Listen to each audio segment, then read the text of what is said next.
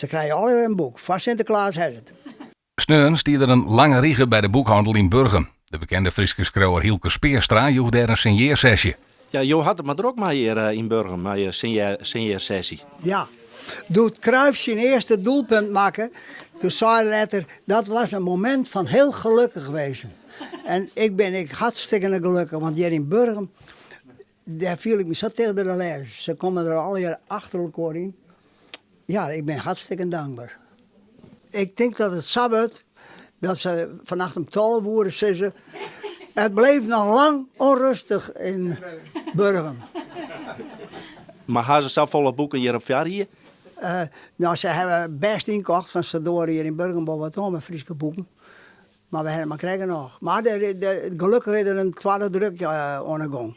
Ze kregen in Gaten, er moet gauw een tweede druk komen. Een tweede printingen, mag ik zeggen.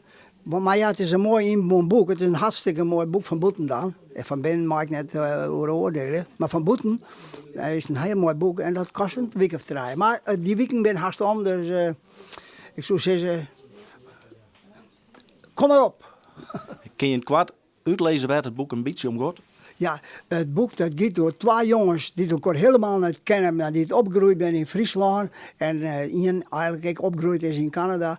Ze hebben een verschrikkelijke jeugd gehad, een zwier leven gehad en ze maken wat van het leven. Ze zijn oud, ze verliezen de vrouw, ze krijgen verdriet, maar er is ook altijd een beetje zelfbegrutsen bij Molly.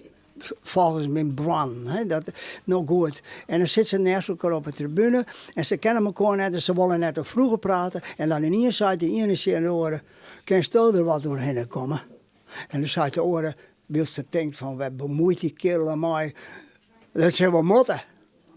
En dan zei die oren, die had hem stomp. En zei is jongen, dat zijn wel motten. En dan was een beetje bevruinen, zijn wil en dank. En dan vertellen ze elkaar de verhaal en dan op een morgen wordt iemand van bij de wekker en die denkt, verrek, ik heb net die verhaal van het eerst aan een oor verteld, maar ik heb van het eerst aan mezelf verteld. Ik begreep nou mijn leven beter. En dan praten ze, we schreeuwen alles op, ik kan niet schillen, watten, al die diepste geheimen en ondervindingen van het leven, wij schreeuwen het op, wat we beleven hebben, maar de vrouw, maar de band, maar het leven.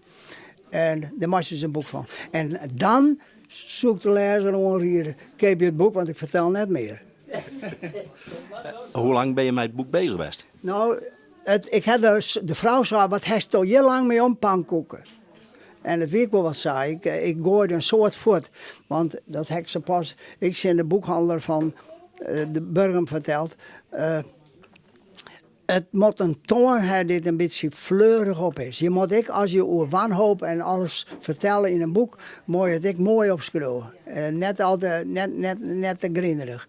Maar dat doen de lezers wel. Je lees ik nou. Want ze pas vinden ook gewoon, die zijn, nou ik heb juist er uitlezen en ik wil alleen maar even zeggen, ik heb geen boek meer. Want ik heb het nog toch al uit. En dus ik ga het meer lezen. Maar ik vond het mooi. Nou, dan is mijn dag weer goed. Je zult je net langer ophouden. Er zit een hele regen tot onder door. Je gaat nog even werk te verzetten. Ja, dan moeten we wel haast onder embargo. Dan moeten we ze naast horen. Maar goed, dat praat ik wel even met astma. Dat praat ik wel even met astma. Ze krijgen alle een boek. Van Sinterklaas heeft het.